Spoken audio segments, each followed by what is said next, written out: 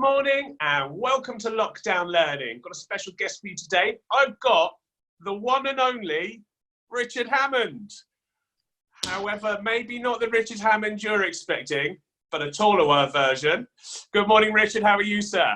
I'm good. Yeah, sorry to disappoint you, but no, my TV double is busy on location in the African desert right now. Apologies. You have to put up with me today, folks. Are there any advantages to having a name like Richard Hammond, or is it just a pain? You have to explain it. It's a great question. I mean, a reservation in a central London restaurant that you've always wanted to get into, absolutely brilliant. A little more challenging in a presentation in Shenzhen in China when a group of electric bus manufacturers were a little disappointed as they clapped as I entered the stage and they realized it wasn't the Richard Hammond cockpit. So ups and downs, to be perfectly frank. Yes, brilliant. Well, listen, thanks so much for coming on. Now, you run a company called HMS16. Would you be able to explain to the people what it is that your company does and perhaps what sort of clients you typically deal with? Yeah, HMS16 is a marketing services company. We're based in London, but working around the world.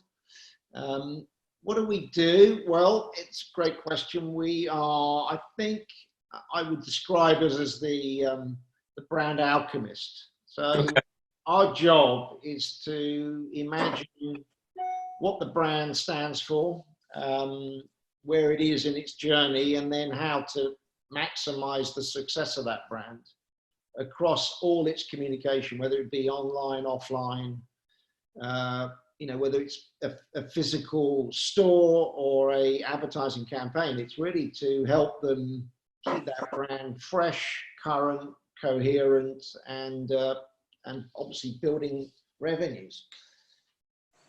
Great. Does that help? Sorry, go on. Does that help?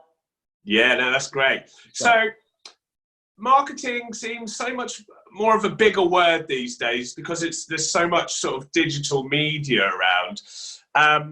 What's the main changes you've seen, let's say, in the last couple of years since we all just seem to be, I mean, even more now, we're on Zoom and stuff like that. How's the market changed? How are customers changing? Are you kind of at the forefront of what's coming out? How do you know when to suggest a new style or strategy to a client? Because branding can be a bit wishy-washy, so you have to be really on the money on it. Yeah, I think in that multi-channel up and down environment, I think what you describe is, a massive fragmentation of the media scene. So I think it's even more important that the brand is understood internally and externally, because otherwise you're just fueling a generic sales opportunity as opposed to driving your brand. So I think in that confusion, and there's been, if you look at the big brands around the world, the Nikes, the Cokes, the Apples, the Amazons, they're all spending on their brands. They all believe in their brands, and they're incredibly coherent in the way they curate the story. So I think for us and our clients, it's even more important that the narrative is understood, whether it's a 3-second Instagram post or a 3-minute video about the corporate values or a pop-up in Manhattan. Those brand stories have got to be even more different, distinctive, and original, because it is a sea of a tsunami, I should actually, probably a better word, of digital confusion. That's our position. So, staying on top of that is a massive ask. So we're listening to people around the world. We have a network of third parties. We're looking at original research. We're doing social listening. So all of that information is always being baked in. We come up with plans. There's a lot of people that I think through the lockdown will probably learn some new skills and potentially set up new companies, and there'll be a range of people with you know, a range of different skills. I think that some people, and even myself in my younger years, you can get confused with branding, and we think, right, I need to get a logo, I'm ready. But what would you say to people that are in this lockdown period, that whether they're great business people or just starting out, what are some of the key principles that when you're looking at setting up a new brand, a new vision, a new pushing it out there, no one's seen it before, what are some of the key principles you should and must be looking at?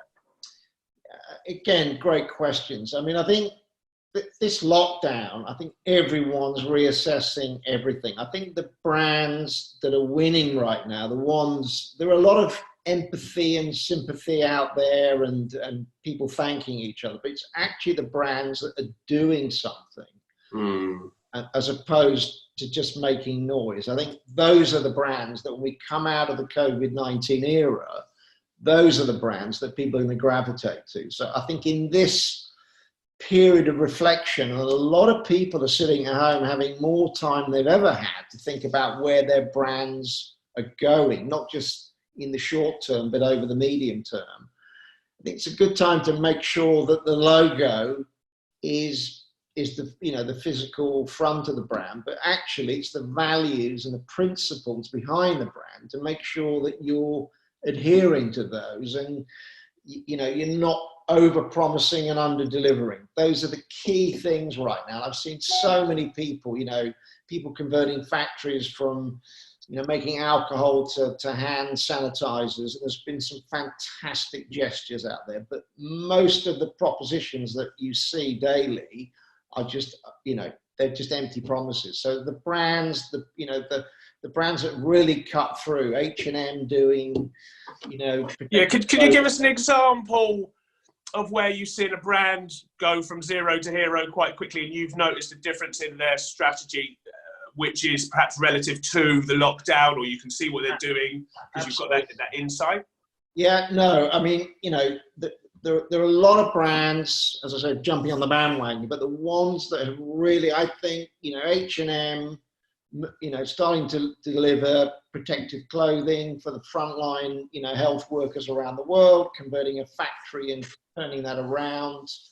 One of our own clients, Home Medics, which is out of the US, they're in the well-being space. They're also doing PPE and thermometers for, you know, frontline health workers. I think, you know, what Absolute Vodka have done as well, moving to, you know, hand sanitization production as on top of their day-to-day business. So there's been some real coups. I saw Co-op the other day, you know, cancelling their advertising spend and giving that money to food banks and the needy. So I think it's the promise and the delivery of the brands are doing really well in this period, and that loyalty will be repaid down the line. But there's some other brands, and I've, you know, a couple of airlines have been quite naughty on, you know, not refunding people's money and giving vouchers, and I think that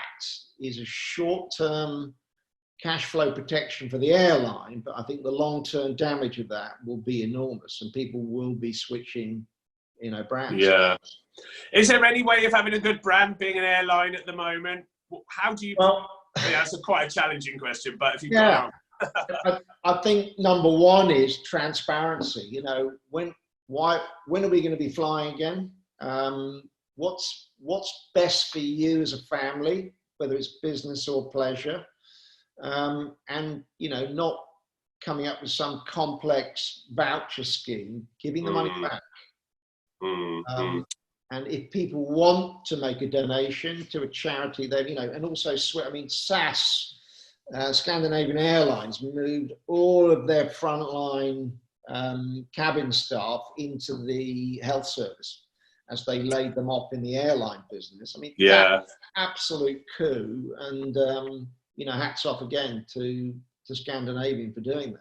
I mean, they are very good at doing most stuff, aren't they, the Scandinavians? I was speaking to Peter Vesterback, ex-chief marketing officer of Angry Birds Rovio, and he's, bless him, he's a super guy, but he's very proud. And so, I mean, Finland's been voted the third happiest country in the world 3 years on the bounce. I mean, their education system's the best. The kids don't start school till they're like 9. No, I'm only kidding, but they start later on in life. So, I mean, he's a branding genius, but they seem to, you know, have got it right.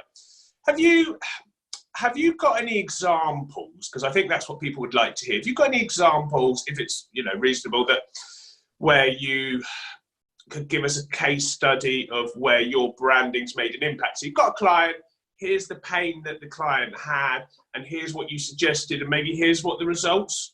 Would you have something like that to hand, possibly? And again, you know, the confidence and don't have to mention names or anything. Yeah, I think I can say probably the biggest impact that we've made in sort of in the brand world was the creation of a gaming brand. And you know, it was when bingo was played in halls up and down the UK and around the world, and we saw an opportunity.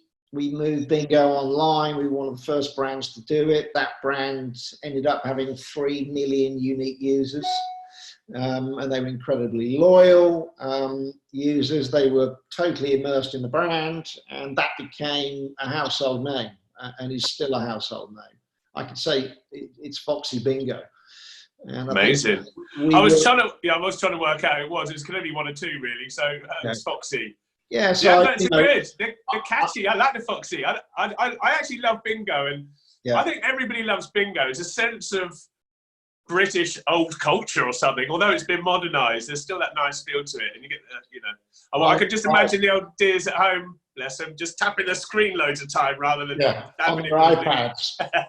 but I think Foxy Bingo, in, you know, kind of in everyday, it's part of everyday life. It's a fabric of British society, and I think, you know, we're very proud to say that we were, you know, one of the architects. There were a lot of people involved in the creation, but we were, you know, pivotal to that management team, and enjoyed every minute of it. And then I guess in a more kind of esoteric world, we would probably look to a brand, something like, you know, Moser watches, which we worked on for 3 years. And Moser's you know, not like Rolex or Patek Philippe in the watch world, where they have a lot of you know, global presence. They were a challenger brand, family owned, and I think with them we took their weakness, which was, you know, limited production, very you know, kind of handmade in a way, and we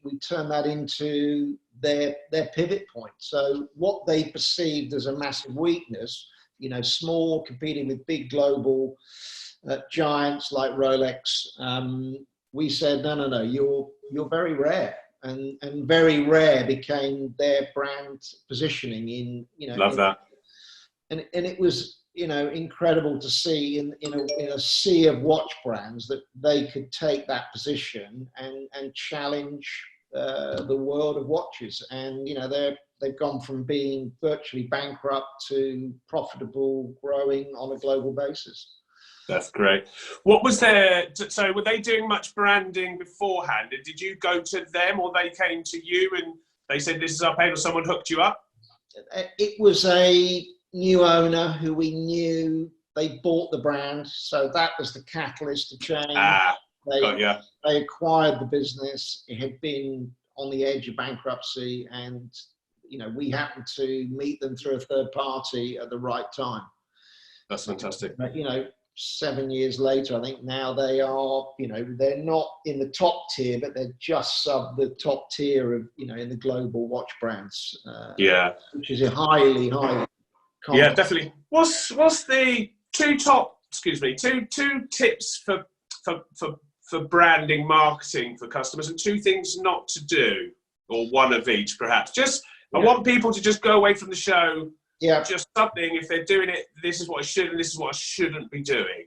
Yeah, I think I'd always say to clients, you know, look, be brave, because it's easy to follow. It's much harder to lead. But I think if you believe in what you're doing, own something that's, you know, that's truly your brand, that absolutely encapsulates what you do.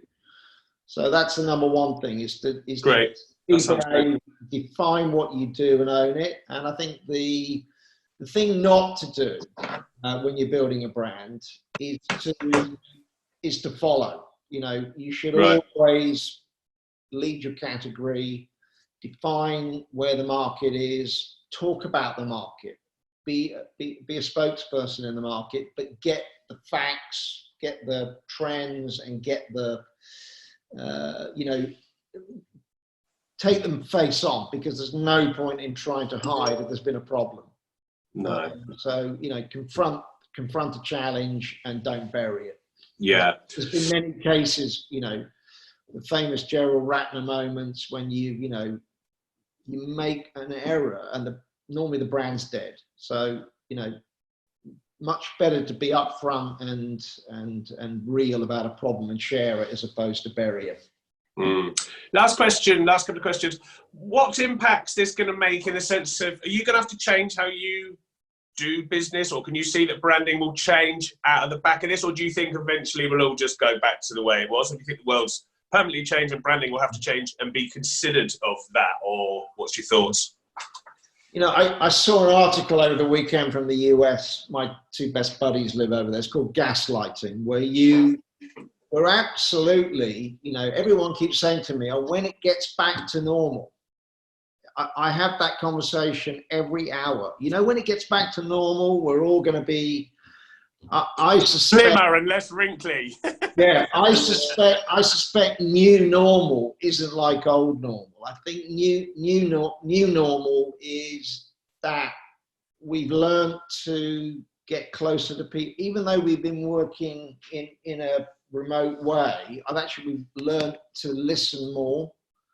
We've learned to understand other people's, you know, values and views. And I think there's going to be less heavy sell in marketing. I think there's going to be a new era, which is much more about collaboration, much more about openness. I think the brands, the smart brands are already on that.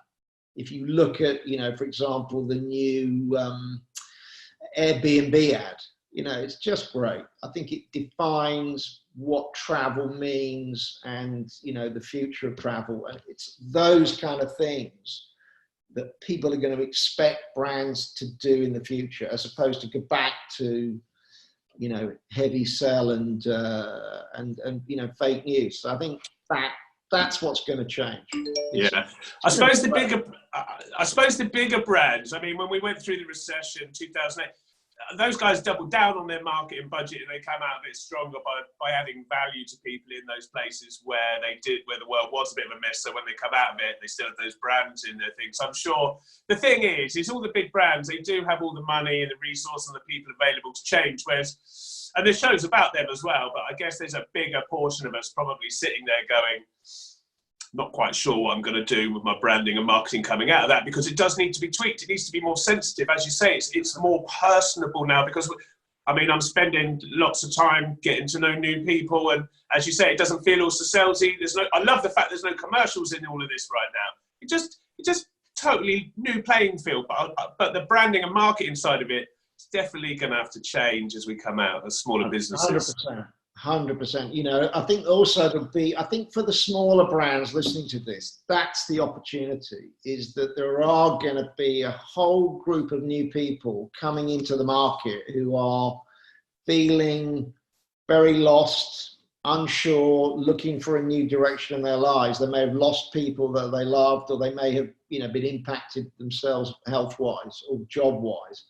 So insecurity and feeling of, you know, what's next for me, it's going to be very raw.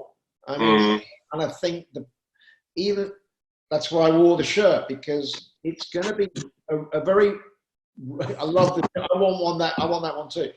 But, I've got a spare one. I'll send you it. Please, the younger brands, the upcoming companies, they can see that and talk in an empathetic way to the new audiences. And I think, you know, we're all much more tuned in. So the heightened awareness of every channel is, you know, it's unbelievable. So it's a fantastic opportunity for people to assess new brands and not just go to the comfort brands. the Heinz, the Cadburys, of course, are going to do really well in times of crisis. But it also means there's a whole new open-minded, I was talking to my nephew the other day, he's doing yoga online with his girlfriend who's in Paris, and he's become a vegan. So a lot of people have reassessed their lives in this lockdown. So they're going to be open to new brands. So actually it's a great time for a, small startup to cut through and do it differently. Yeah. Don't be Well, scared ladies and gentlemen are watching. Richard and I are actually live in the box below. So we'll be here for about the next 10 or 15 minutes while this is playing. And if you've got any questions direct for myself or Richard, just pop them in the box below and we'll respond. We're only going to be here for about 10 or 15 minutes, but do think, and then we'll write them. If we don't respond, we'll take those questions and we'll respond at a later time. Richard, anything you'd like to add or finish with before we close? I think first of all, the people that put this together, hats off that they recognised there was a need for people to think differently and to look at the way they've always done things. So actually, this is a great pause. I have to get some fresh input. And we don't like change, but this, COVID-19 has made all of us change. So I think, yes, it's a tragic moment in human history, but at the same time, I think a lot of people are going to go, I'm not going to do what I did before. No. And I think that's the first time most people have stopped. I mean, I've got friends of mine, corporate dragons, as I call them, they're posting pictures of flowers because they've never stopped to think about the world around them. They've just been running. And that comes back to the gaslighting thing, is that people are going to want to do things differently going forward. So that's exciting, and I've spent more time with my kids than I've ever done. How are you feeling now? Excited in a way, because I've discovered things about them I didn't know. And because we're all, a lot of the treadmill, a quick cappuccino hit here, a quick ride on Uber here, we were filling our lives with instant gratification. I think now that deep need for family, friends, and human contact is just going to make the next 12 months unbelievable, and hopefully a lot longer. Hopefully we'll hold on to this. Amen, brother. Yeah, I'm definitely in agreement with you. There's definitely going to be people who just want to go back to doing, say, whatever job they were doing because they found a new piece, a new thing that they really love and stuff. So it's going to be exciting times.